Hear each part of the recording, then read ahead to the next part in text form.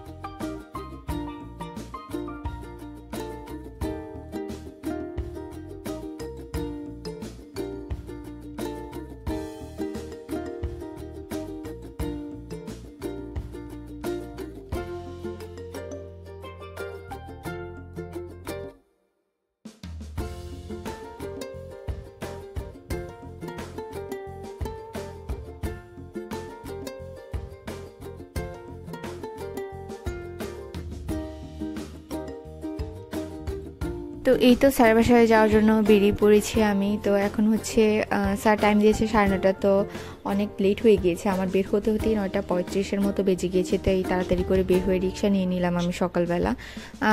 স্যারের বাসা আমাদের বাসা থেকে খুব বেশি একটা দূর না, সেজন্য আমি সেজন্য হাঁটা মানে হেঁটে আমি আসা যাওয়া করি। তো আমি বেসিক্যালি 1 ঢিলে 2 পাখি মেরে দিই যেটাকে বলে। আমার হাঁটাও হয়ে যায়, ওয়েট লসও হয়ে যায়, আর মানে একটু হাঁটা হয় আর কি। তো এটাই বেসিক কারণ, মানে হাঁটা হয়ে যায়, এটাই বেসিক কারণ। আসলে আমরা এত বেশি শহরে যারা থাকে তারা এত বেশি সবকিছুকে সহজভাবে করতে চাই সময় বাঁচানোর জন্য। তো দেখা যায় যে তার জন্য আমাদের আসলে আলটিমেটলি অনেক কিছু লস হয়ে যায়। তো সেজন্য একটু চিন্তা করলাম, হাঁটা চলার তো অবশ্যই দরকার আছে, সুস্বাস্থ্যের জন্য আসলে হাঁটা চলা খুবই জরুরি। তো সেজন্যই আমি হেঁটে আসা যাওয়া করি। তো বেসিক্যালি সন্ধ্যার দিকে টাইম রাখার কারণ মোস্ট অফ দ্য টাইম আপনারা দেখবেন যে যারা প্রফেশনাল সেক্টরে যারা থাকে তারা সন্ধ্যার দিকে টাইমিং রাখে। তো সেজন্য আমারও সেরকম আসলে দিনের বেলা টাইম মেনটেন করতে পারি না। আর এইটা আমার স্কুল নবাব ফজলানেসা সরকারি বালিকা উচ্চ বিদ্যালয়। তো বাইরে থেকে একটু দেখাচ্ছি, এই সাইডে এই যে গেটগুলো, আমরা যখন পড়াশোনা করতাম তখন এই গেট, অডিটোরিয়াম কোনো কিছুই ছিল না। তো এগুলো নতুন করে হয়েছে, প্রায় 8 থেকে 9 বছর আগের কথা বলছি আমি। তো এখন তো সব কিছু চেঞ্জ হয়ে গিয়েছে, অনেক সুন্দর হয়ে গিয়েছে। তো সেটাই আর কি, মানে একটা ইমোশন তো অবশ্যই কাজ করে স্কুলটা দেখলে। তো সেজন্য আপনাদের সাথে একটু শেয়ার করলাম, কারণ এখান দিয়ে বেশি একটা আসা যাওয়া হয় না বলে আপনাদেরকে কখনো দেখানো হয়নি। তো স্যারের বাসায় যাওয়ার সময় একটু মানে এই রুট দিয়ে যাওয়া আসা করতে হয়। তো তারপর আমি পোর্টারের বাসায়ও চলে এসেছি। আর এসে দেখি যে টিভের সর্দিটা মানে আরও বেড়েছে, মানে ও খুব ঘ্যান ঘ্যান করছে, ওর হয়তো বা মাথা ভার হয়ে আছে সেজন্য। আর আজকে আমার দাদুর মৃত্যুবার্ষিকী, আজকে 2 বছর হলো আমার দাদু যে মারা গেছেন। তো সেজন্যই আসলে অনুষ্ঠান করা সম্ভব হয়নি। যদিও আমরা প্রথম বছর করেছিলাম, তারপরের বছরও করেছিলাম, কিন্তু এই বছর সম্ভব হয়নি কারণ দিদিমাও এখানে নেই। আর সবথেকে বড় কথা আসলে কেউ নেই বলেই আসলে আর প্রোগ্রামটা অ্যারেঞ্জ করিনি, স্পেশালি দিদিমা বা কেউ আসতেও পারবে না, রিলেটিভ যেই দুই তিনজন আছে তারা। তো সেই জন্য হচ্ছে জাস্ট মন্দির হচ্ছে একটা দাদুর উদ্দেশ্যে ভোগ দেওয়া হয়েছে আর কি। তো সেটা হচ্ছে নিয়ে এসেছে। তো এখন হচ্ছে আবার এই করতে করতে 3টা বেজে গিয়েছে। তো 4টার দিকে হচ্ছে আবার ক্লাস আছে। তো এখানে বসে আছি ছাদের রোদে, মানে রোদ থেকে নামতে ইচ্ছে করছিল না, ঠান্ডা ঠান্ডা একটা ভাব। তো যাই হোক বের হয়ে গিয়েছি। তো বের হয়েই দেখলাম যে গলির মাথায় একটা রিক্সা আছে, সেজন্য সামনে হেঁটে যাইনি, বলেছি রিক্সাওয়ালাকে বলেছি চলেন। তো জাস্ট চলে এলাম আর কি। তো এই তো ক্লাসে চলে এসেছি। আমার ফ্রেন্ড হচ্ছে অলরেডি চলে এসেছে, তো ও অলরেডি ওয়েট করছে। আর আমরা আসতে একটু লেট হয়ে গিয়েছে আর কি। তো আমরা লেট হওয়ার পরেও এসে দেখি যে কেউই আসেনি। আর কি আর বলবো, প্রায় দিনই এমন হয় যে লেট হয়ে গিয়েছে ভেবে রিক্সা দিয়ে তাড়াহুড়া করে এসে দেখি যে কেউই থাকে না, আমরাই সবার আগে। তো এরকমটাই হয় আসলে। আসলে সময়ের মূল্য আর হচ্ছে যাদের কথার কোনো দাম থাকে না তাদেরকে আমি একেবারেই হচ্ছে ভ্যালু দিই না। আমার লাইফে অ্যাটলিস্ট আমি এরকম করি, যার কথার কোনো মূল্য নেই, যার সময়ের কোনো মূল্য নেই, তার আবার কিসের মূল্য, তাই না? আপনারা চিন্তা করে দেখবেন যে একটা মানুষ একটা কথা বলছে কিন্তু সে কথাটার কোনো মূল্য নেই, সে জাস্ট বলার জন্যই বললো। এ ধরনের মানুষকে আসলে মূল্যায়ন করার কোনো প্রয়োজনীয়তাই নেই। তো এখানে কিন্তু হচ্ছে আবার একটু ও একটু টেন্সড আছে ওর কিছু পার্সোনাল ব্যাপারে, সেটা যদিও আমি এখানে আপনাদের সাথে শেয়ার করতে চাচ্ছি না, কারণ এটা ওর পার্সোনাল লাইফ। সো সেই জন্য হচ্ছে ও একটু মানে টেন্সড আর কি। তো তারপরে হচ্ছে বের হয়ে আমি কিছুটা নাস্তাও নিয়ে নিয়েছি আমি আর সাত্বিকা বাসায় এসে খাওয়ার জন্য। এখানে হচ্ছে বাবার আমাদেরকে দেখে লজ্জা পাচ্ছে, তো সেজন্য সে হচ্ছে ওর ভাইয়ের কাছে গিয়ে মুখ লুকাচ্ছে, মানে অনেকক্ষণ পরে আমাদেরকে দেখলে এরকম একটা ভাব করে যে সে লজ্জা পাচ্ছে। তো এই আর কি। আবার দেখে হচ্ছে দুষ্টামি শুরু করে দিয়েছে, দৌড়াদৌড়ি শুরু করে দিয়েছে। আর হচ্ছে 100 বার জামা কাপড় ভিজায়, মানে প্রত্যেকটা বেলায় না হলেও 3 থেকে 4 বার ওর ড্রেস বদলে দিতে হয়, সেগুলো ধুয়ে দিতে হয়। এই আর কি। তো মোজাগুলো হচ্ছে ভিজিয়ে ফেলেছে, নোংরা করে ফেলেছে, তো আমি খুলে দিচ্ছি। ও হচ্ছে এত বেশি মানে পানি নিয়ে খেলা করতে পছন্দ করে যেটা বলার মতো না। তো সর্দির কারণে আজকে সারাদিনই বেচারা কিচ্ছু খায়নি। তো এখন যেহেতু ঠান্ডা, তো আমি চাচ্ছিলাম না শশা আর কলাটা দিতে, কারণ এই জিনিস দুইটা এমনিতে কোনো সমস্যা না, মানে একটু ঠান্ডা ঠান্ডা জিনিস, তো আমি দিতে চাচ্ছিলাম না। সব ঠান্ডা হয়েছে, মানে আমি চাচ্ছিলাম যে গরম ভাত বা এই ধরনের কোনো কিছু স্যুপ টুপ জাতীয় কিছু খাক, কিন্তু সে কিছুই খাচ্ছে না। তো বাধ্য হয়ে হচ্ছে পরে শশা দিলাম, শশাটা ওর খুব পছন্দ। আর হচ্ছে মোটামুটি কলাটাও ওর পছন্দ। তো কিছু না খেলেও এগুলো মাঝে মাঝে খায়। তো এটাই হচ্ছে মানে দেওয়ার পরে দেখলাম যে খাচ্ছে, তো সেজন্য হচ্ছে দিয়েছি। তো ওখানে নিজে নিজে বসে বসে হচ্ছে টিভি দেখছে আর শশা খাচ্ছে। আর টিভিতেও বেসিক্যালি আমরাই টিভি দেখছিলাম, আর ও হচ্ছে বসেছিল আর কি। তারপর হচ্ছে আবার পাপা বাসায় ছিল না, তো তখন বাবা এসে হচ্ছে আবার কলা খাইয়েছে। মানে সারাদিনে ওর এটাই খাওয়া ছিল।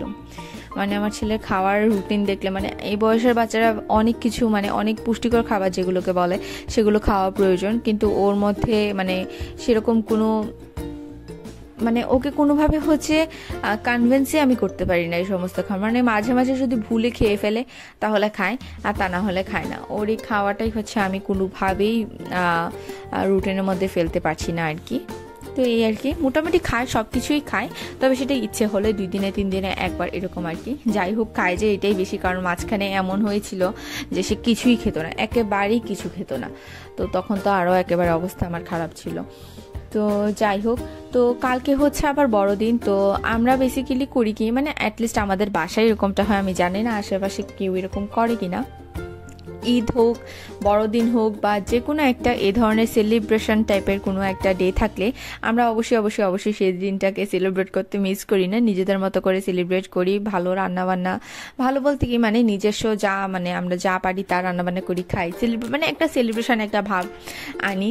তো ভাবছি যে পিঠা খাবো, পিঠা তো উইন্টারে এমনিও খাওয়া হয়, তো সেজন্য ভাবলাম পিঠা খাবো। সেজন্য হচ্ছে পাপাকে দিয়ে নারকেল আনিয়েছি। তো পরের দিন হচ্ছে পিঠা খাবো, বিরিয়ানি রান্না করবো, সেরকম একটা প্রিপারেশন। তো পরের দিন ঘুম থেকে উঠে হচ্ছে নারকেল কুড়াতে অনেকটা বেশি টাইম লেগে যাবে, সেজন্য ভাবলাম আগের দিন রাতে হচ্ছে নারকেলটাকে কুড়িয়ে রাখি, তাহলে পরের দিন উঠে ঝটপট হচ্ছে পিঠা বানানো যাবে। যদিও মাই বানাবে পিঠাটা, তো আমি হচ্ছে বলেছিলাম মাকে যে ঠিক আছে তুমি কষ্ট করে করার দরকার নেই, আমি কুড়িয়ে দিব। তো সেজন্য হচ্ছে এখন নারকেল পাপা ফাটিয়ে দিয়েছে, আর আমি হচ্ছে এখন কুড়িয়ে নিব। মানে এখানে হচ্ছে ত্রিব আর মা তো খেলা করেই যাচ্ছে, তাদের তো সারাদিন খেলাধুলা ছাড়া আর কোনো কাজ নেই। এখানে হচ্ছে বেশি করে ধনেপাতা আনিয়ে রেখেছি, কারণ হচ্ছে ভর্তা খাবো। আবার হচ্ছে ধনেপাতা মানে উইন্টারে এত বেশি ধনেপাতা খাই আমি, যেটা বলার মতো না। প্রচুর বেশি আমাদের ধনেপাতা খাওয়া হয়, মোটামুটি সব তরকারিতে ইউজ করা হয়। তো এই তো ভাবলাম যে যত রাতেই হোক আজকে নারকেল কুড়িয়ে তারপর ঘুমাবো। তো এখানে নারকেলগুলো রেখে দিয়েছি। আর ট্রিপ হচ্ছে খুব জ্বালাচ্ছিল, তো সেজন্য না পারি হচ্ছে ওকে মোবাইল দিয়েছি। আসলে ওকে মোবাইল দিতে চাই না, যখন হচ্ছে আর মানে পারি না সহ্য করতে, আর হচ্ছে অনেক কাজ থাকে, তো কাজগুলো কিভাবে করব, তো সব কিছু মিলিয়েই হচ্ছে মানে ওকে একটু দূরে সরিয়ে রাখার জন্য মোবাইলটা তখন দিতে হয়। তো এই তো মা আবার কুশি কাটার কাজ করছিলাম, আমরা টিভি দেখে দেখে কাজগুলো করছিলাম। আবার এখানে হচ্ছে নারকেলটা আমি বক্সে করে ভালো করে প্যাক করে তারপর হচ্ছে ফ্রিজে রেখে দিচ্ছি আর কি। এভাবে করে হলে হবে কি যে নারকেলের যে একটা জল থাকে সেটা শুকিয়ে যাবে না, আর টেস্টটা একই রকম থাকবে বা কোনো ধরনের গন্ধও হয়ে যাবে না। যদিও আমরা ফ্রিজে কোনো ধরনের হচ্ছে তরকারি রাখি না, মানে বাসি তরকারি যেটাকে বলে সেটা আমাদের খুব কমই থাকে, খুবই কম, মানে খুব রেয়ারলি হচ্ছে যদি থাকে তাহলে থাকে, আর তা না হলে প্রতিদিনেরগুলো শেষ হয়ে যায়। তো সেই জন্য আমাদের ফ্রিজে কোনো জিনিসপত্র অবশ্য গন্ধ হয়ে যায় না, মানে একটার গন্ধ অন্যটাতে লেগে যায় না যেটাকে বলে আর কি।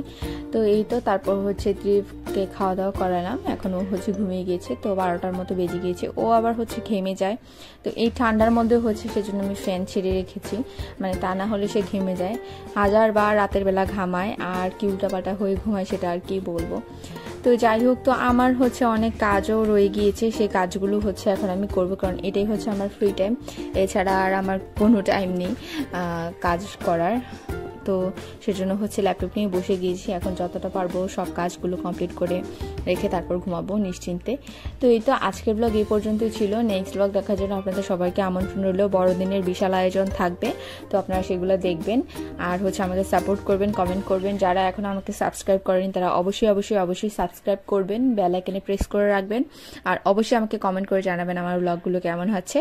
তো আমার নেক্সট ব্লগ দেখার জন্য অবশ্যই সবাইকে আমন্ত্রণ রইল। অবশ্যই সবাই আমার নেক্সট ব্লগ দেখবেন এবং আমাকে জানাবেন কেমন হচ্ছে। তো সবাই খুব বেশি ভালো থাকবেন, সুস্থ থাকবেন। Till then, tata.